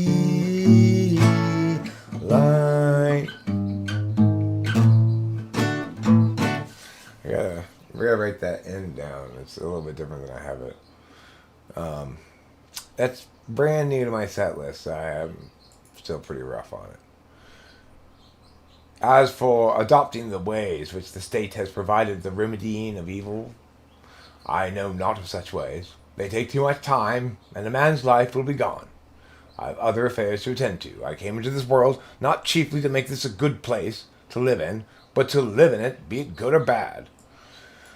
Who said that famous quote? Who's responsible for that famous quote? Anybody know?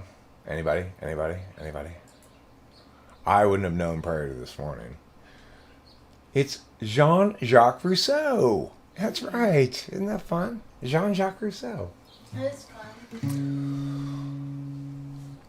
Just brooding here won't do any good, but brooding's more and more my style. I'm in the wrong key. Sorry. Just brooding here won't do any good, but brooding's more and more my style. I see the cheery ways of standing where we stood, 'cause I've been stuck here a while.